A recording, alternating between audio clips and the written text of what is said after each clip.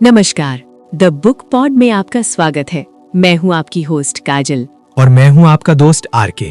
काजल, आपको क्या लगता है दुनिया को कौन चला रहा है? सरकारें, प्रधानमंत्री या राष्ट्रपति? हम सबको यही लगता है आरके, लेकिन क्या हो अगर मैं कहूं कि ये सब एक दिखावा है? क्या हो अगर आपको पता चले कि दुनिया की डोर कुछ ऐसे चंद लोगों के हाथ में है जो पर्दे के पीछे रहकर पूरी मानवता को कंट्रोल कर रहे हैं। जी हाँ दोस्तों, आज हम जिस विषय पर बात करने जा रहे हैं उसका नाम लेने से भी लोग डरते हैं। एक ऐसा संगठन जिसे इल्यूमिनाती कहा जाता है। आज हम डिकोड करेंगे उदयराज सिंह और धीरज चौधरी की किताब इल्यूमिनाती को। ये किताब दावा करती है कि दुनिया में एक न्यू वर्ल्ड ऑर्डर लाने की तैयारी चल रही है। एक ऐसी दुनिया जहां सिर्फ एक सरकार होगी, एक करेंसी होगी और आपकी आजादी पूरी तरह खत्म हो जाएगी। क्या ये सच है या सिर्फ एक वहम? जिन लोगों ने इस राज को खोलने की कोशिश की, उनकी रहस्यमय मौत क्यों हो गई? अगर आप इस काले सच का सामना करने की हिम्मत रखते हैं तो ये एपिसोड आपकी रूह कंपा देगा। तो चलिए उस दरवाजे को खोलते हैं जो सदियों से बंद था। इल्यूमिनाती का सच जानते हैं सिर्फ द बुक पॉड पर। हमारे पास एक काफी डिटेल्ड दस्तावेज है जो इस सीक्रेट सोसाइटी के बारे में कुछ बहुत बड़े और सच कहूं तो हिलाकर रख देने वाले दावे करता है। और दिलचस्प बात यह है कि ये दस्तावेज सिर्फ किसी ग्लोबल कॉन्स्पिरेसी की बात करके रुक नहीं जाता। इसका असली फोकस इस बात पर है कि कैसे कोई संगठन, अगर वो चाहे, तो किसी देश की आत्मा पर हमला कर सकता है, मतलब उसकी शिक्षा और संस्कृति पर। अच्छा, तो आज हमारा मकसद है इस दस्तावेज के दावों की एक एक परत खोलना। समझने की कोशिश करेंगे कि इसके हिसाब से इल्यूमिनाटी है क्या, बिल्कुल, इसका आखिरी मकसद क्या बताया गया है, और सबसे जरूरी सवाल, लेखक के अनुसार भारत इस पूरी साजिश के केंद्र में क्यों है। तो सबसे पहले उसी सवाल पर आते हैं जो सबके मन में होगा। इस दस्तावेज के मुताबिक आखिर ये इल्यूमिनाटी है क्या? देखिए, दस्तावेज इससे दुनिया के सबसे बुद्धिमान, सबसे अमीर और सबसे शक्तिशाली लोगों का एक बहुत ही गुप्त समूह बताता है। गुप्त समूह? जी, मतलब ये वो लोग हैं जो पर्दे के पीछे से दुनिया चला रहे हैं, और इनका एक ही मकसद है, एक नई विश्व व्यवस्था बनाना, जिसे न्यू वर्ल्ड ऑर्डर कहते हैं। नई विश्व व्यवस्था, ये सुनने में बहुत बड़ा शब्द लगता है। दस्तावेज इसका मतलब कैसे समझाता है? इसका मतलब बहुत साफ बताया गया है। एक दुनिया, एक सरकार, एक करेंसी। एक करेंसी और सबसे अहम, एक संस्कृति, यानी देशों की अपनी पहचान, अपनी परंपराएं, अपने धर्म, सब खत्म करके सबको एक ही ढर्रे पर ले आना। और ये करने के लिए तो आबादी पर पूरा नियंत्रण चाहिए होगा। बिल्कुल, और नियंत्रण पाने के तरीके वो बहुत चौंकाने वाले हैं। स्रोत में जिक्र है कि ये लोग अपने मकसद के लिए बड़े बड़े विश्व युद्ध तक करवा सकते हैं। क्या? देशों के बीच नफरत फैला सकते हैं, और यहाँ तक कि आबादी कम करने के लिए वायरस जैसी चीजों का सहारा भी ले सकते हैं। ये तो बहुत ही गंभीर आरोप है। जी, दस्तावेज यह भी दावा करता है कि आज के समय में इस संगठन की बागडोर यहूदी और कुछ ईसाई एलीट क्लास के हाथों में है। और इसकी बड़ी वजह यह है कि अमेरिका से इन्हें बहुत बड़ी फंडिंग मिलती है।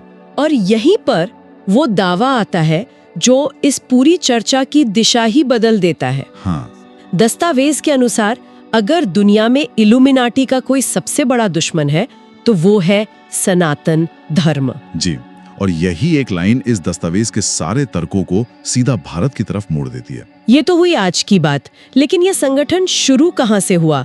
दस्तावेज इसकी जड़ों को काफी पीछे ले जाता है ना? हाँ, इसकी जड़ें अब्राहम तक बताई गई हैं, जिनसे यहूदी, इस्लाम और ईसाई तीनों धर्म निकले।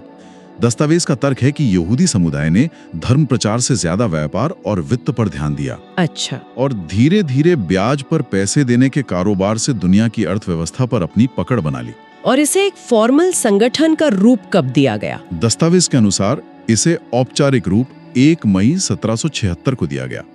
पर जो बात सबसे ज्यादा ध्यान खींचती है वो है इसका आज का मुख्यालय। कहाँ है वो? वो लंदन शहर के अंदर 777 एकड़ का एक ऑटोनोमस एरिया है, जिसे सिटी ऑफ लंदन कॉर्पोरेशन कहते हैं। मतलब ये ब्रिटेन का हिस्सा नहीं है? नहीं, इसका अपना मेयर है, अपने कानून, अपनी पुलिस, और दुनिया के 500 से ज्यादा बड़े बैंकों और कंपनियों के हेडक्वार्टर्स वहीं हैं। दस्तावेज इसे दुनिया का इकोनॉमिक कंट्रोल सेंटर कहता है। यहाँ तक कि स्रोत में कुछ बहुत ही अजीब मान्यताएं भी बताई गई हैं, जैसे कि ये लोग शैतान मतलब लूसीफर की पूजा करते हैं। हाँ, और अपनी आत्मा उसे गिरवी रख देते हैं। कई हॉलीवुड सितारों और म्यूजिशियंस को जो रातों रात शोहरत मिलती है, उसके पीछे भी इसी सौदे का हाथ बताया गया है। सच में? दस्तावेज का तो यही दावा है। शक्ति की संरचना को समझने के लिए वो एक पिरामिड का उदाहरण देता है। अच्छा, तो सबसे ऊपर कौन है? सबसे ऊपर है वर्ल्ड मोनार्क।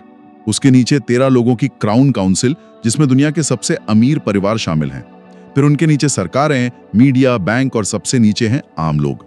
ये तो हुई वैश्विक स्तर की बात, लेकिन इस दस्तावेज का सबसे चौंकाने वाला हिस्सा तो तब शुरू होता है जब ये अपना ध्यान पूरी तरह से भारत पर ले आता है। बिल्कुल। आरोप बहुत सीधा और गंभीर है कि 1947 में आजादी के बाद से ही भारत की शिक्षा प्रणाली पर एक सोचा समझा हमला किया गया। स्रोत के अनुसार इसकी शुरुआत भारत के पहले शिक्षा मंत्री मौलाना अबुल कलाम आजाद के दौर से ही हो गई थी। अच्छा। दस्तावेज का आरोप है कि उन्हें भारतीय इतिहास और संस्कृति की गहरी समझ नहीं थी, तो उनके कार्यकाल में इतिहास को फिर से लिखने का काम उन लोगों को दिया गया जो वामपंथी विचारधारा से प्रभावित थे। और उन्होंने क्या किया? उन्होंने मैक्स मूलर जैसे यूरोपीय विद्वानों के लिखे इतिहास को ही हमारे सिलेबस का आधार बना लिया। Max Muller? मतलब वही जिन्होंने वेदों का अनुवाद किया था? तो दस्तावेज इसे एक समस्या की तरह क्यों देखता है? क्योंकि दस्तावेज का तर्क है कि इन यूरोपीय विद्वानों ने भारतीय इतिहास को इस तरह से लिखा जिससे भारतीयों के मन में हीन भावना पैदा हो। जैसे आर्यन आक्रमण सिद्धांत को बहुत प्रमुखता से पढ़ाया गया, जिसमें यह कहा गया कि आर्य बाहर से आए थे और उन्होंने भारत के मूल निवासियों पर हमला किया।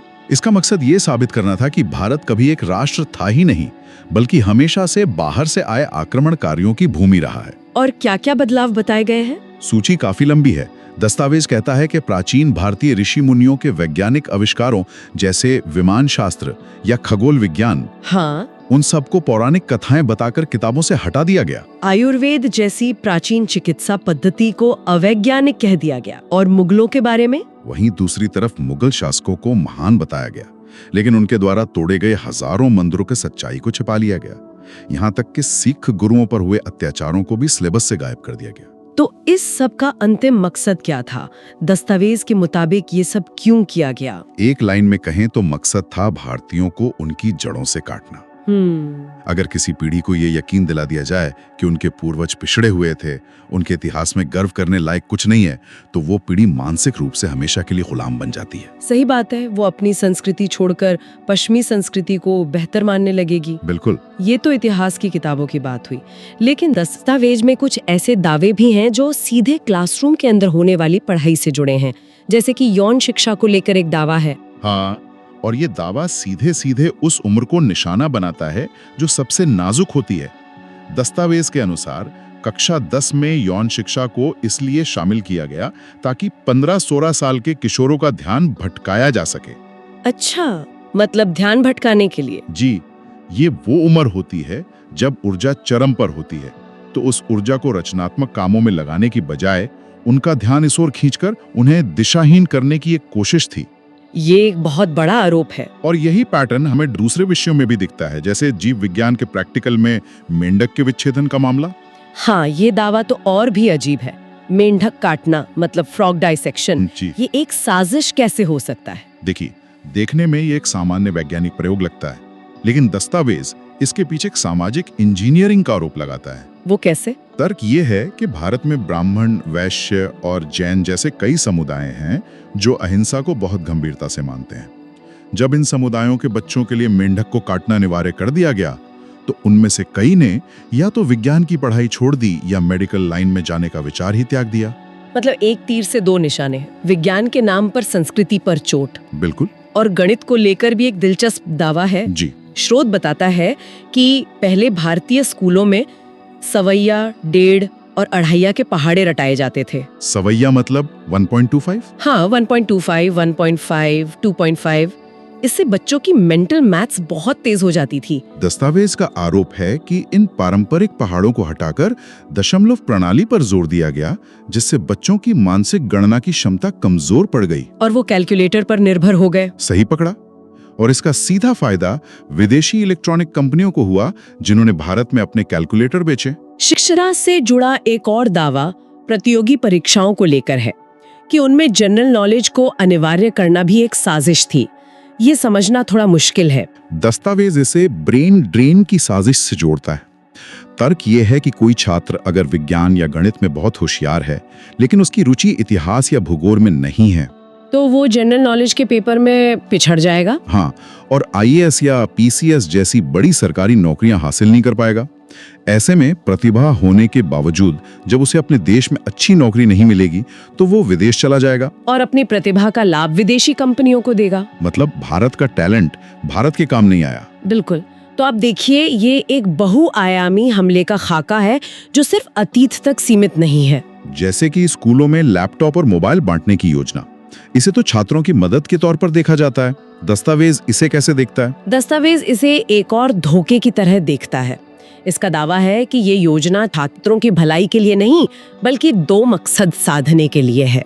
क्या है वो? पहला, विदेशी कंपनियों को बिना किसी मार्केटिंग के अपना माल बेचने का एक बहुत बड़ा बाजार मिल जाता है। और दूसरा और ज्यादा खतरनाक, वो क्या? कि इन डिवाइसेस के जरिए बच्चों की पहुंच अश्लील सामग्री और भटकाने वाली चीजों तक बहुत आसान हो जाती है। और सांस्कृतिक स्तर पर भी कुछ उदाहरण दिए गए हैं, जैसे शिक्षक दिवस और वैलेंटाइंस डे। हाँ, दस्तावेज का तर्क है कि भारत में गुरु शिष्य परंपरा का प्रतीक गुरु पूर्णिमा था। इस परंपरा को कमजोर करने के लिए शिक्षक दिवस को बहुत ज्यादा बढ़ावा दिया गया।